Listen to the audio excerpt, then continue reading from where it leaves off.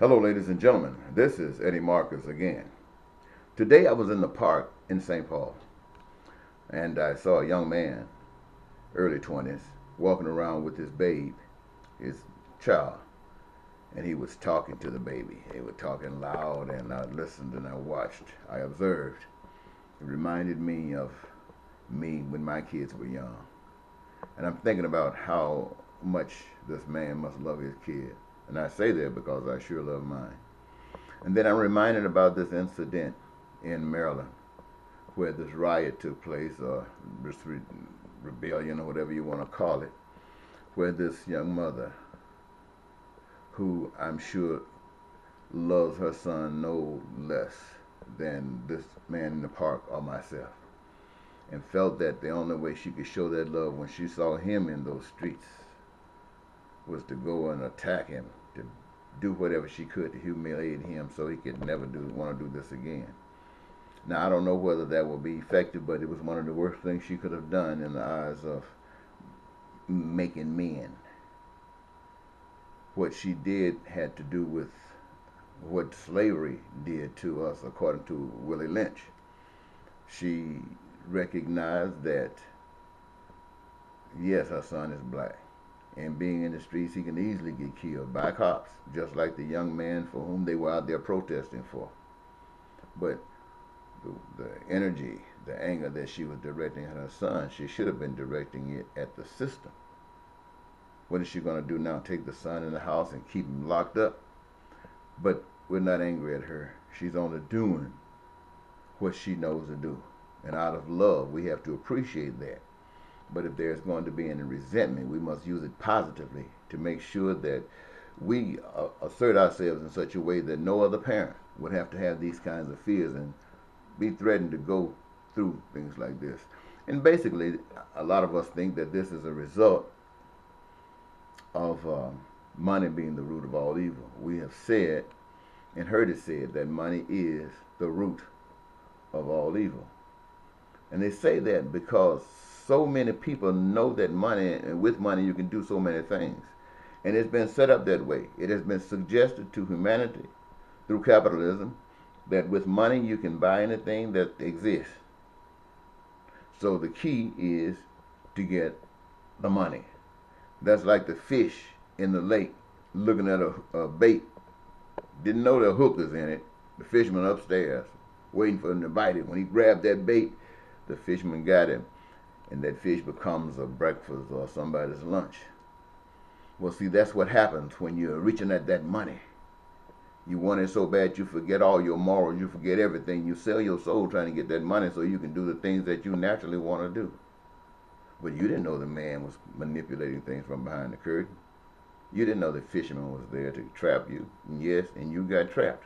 Because the result of going at it like that is the kind of societies that we have here in America and the societies that we have around the world, where we have crime and violence and abundance of it, where we have all kinds of things happening, where we have terrorism and war, and all of these things, poverty, existing because of this kinds of systems that we. But I want you to know, ladies and gentlemen, there is a way that we can do it. There's another way. There's a way that will answer every last dream that any of you can ever imagine. And it doesn't have to go on like this. I want you to know that there's a power that we can't see that is responsible for, I call it God. I don't know what you call it. Responsible for all existence, this earth, everything that's on it, above it, in it. And what is it for? It's to give to those living forces on this earth whatever they might require of it to meet their needs. And each of us have been given a gift, even the ants. Everybody, all living things got a responsibility. And when we assert ourselves, we as people, once we assert ourselves, we are the ones that create everything that exists today. We do it. And we can continue to do it. Certain things we won't need in the long run. Like anything that has to do with money, we won't need any of it. Why? Because the materials and all of the resources, it comes from God. The abilities that we have, it comes from God. And what is it for? one to take the other so that we can be satisfied. We don't need no money now. That's the con game. That's the Ponzi scheme that's being played on us, and we've been stupid because we were listening to someone who told us that some of us were better than others, that told us that some of us deserve more than others, that told us that that God was the God to follow and not the God that follows, that says everybody is equal, equally loved. So everybody gets rewarded here. I'm telling you, ladies and gentlemen, we can try this way. Now, I got some material that will explain to you just what steps you can take. You don't have to take these steps, but they're just an example of things that you can do. First of all, I want you to know that for me, here in Minnesota, I want to do whatever I can. Oh, before I tell you that, let me tell you two things that have disappointed me. One was being married at one time and got divorced. I was married. This lady said she'd never leave me. We'd never separate.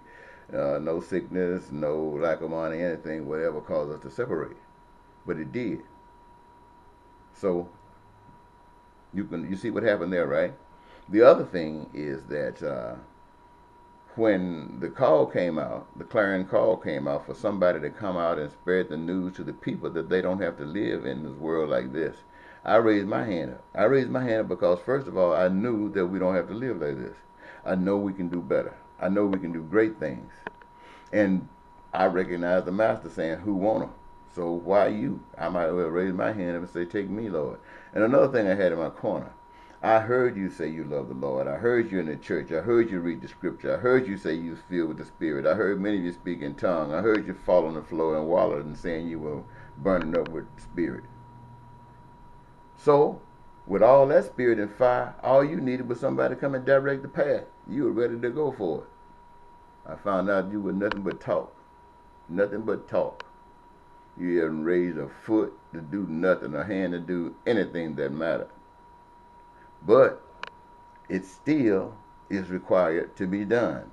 But you must know, and somebody got to tell you, and I'm going to tell you that stuff that you're doing, going to church every Sunday, that's not serving God. That's serving you. That's not serving God. That's not even serving humanity. That's serving you. And if it's going to serve anybody, it must be serving Satan, because the work that God needs to have done, that is required to be done, you're not doing that, so you must be serving Satan. Now, think about that, because there are some things that you can do where there will be no question about who you're serving. I realize that anybody that really stands up and do different than what you guys are doing gets killed. But hey, if being good is not worth dying for, then what is worth? I'm saying to you is this. I'm saying this to you. If you're going to serve God, you don't have to serve God. You don't have to serve God. You can stand up full flesh and serve Satan. That's your choice. That's a blessing. But don't be saying that you love God and acting like you do. God don't need that.